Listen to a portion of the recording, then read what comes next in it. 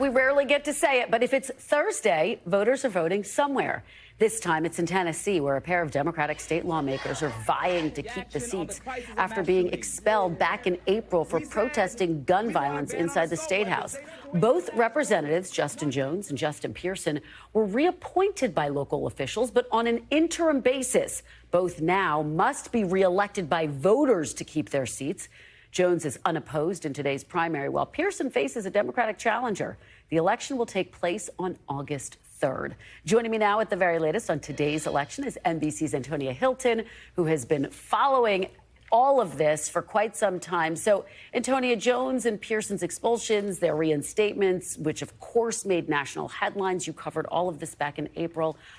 What has it been like for these lawmakers, for them to return to their state houses, and what's the state of play today?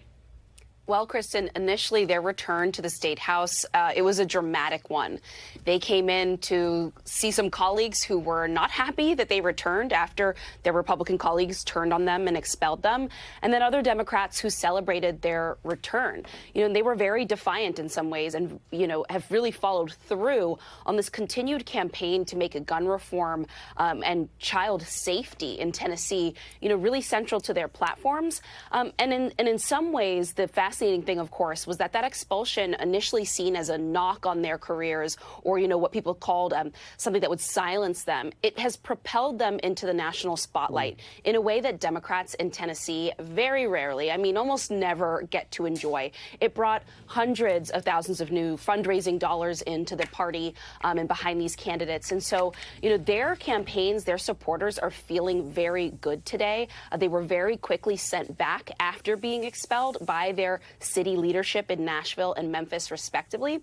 And they feel that those communities, which are some of the most diverse communities in the state of Tennessee, are ready to send them right back again, Kristen. Well, and it's notable, of course, the momentum that Pearson, for example, the one who actually has an opponent, has going into today. Talk a little bit about the challenger. What do we know? And what are the messages that we're hearing from both candidates? Well, Jones has no challenger, so today is straightforward for him. He's really going to be looking forward to August. But Pearson is facing another Democrat named David Page, and his profile isn't at quite the same national level as Pearson's, which is part of the reason why, particularly when you talk to young voters in Tennessee who have rallied around Pearson, there's a lot of this feeling of comfort right now.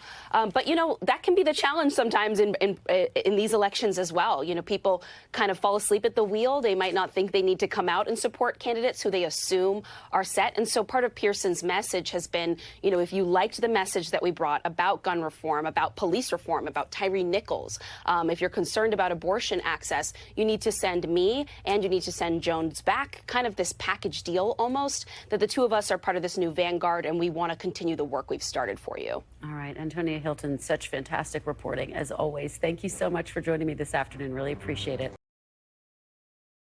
Thanks for watching our YouTube channel. Follow today's top stories and breaking news by downloading the NBC News app.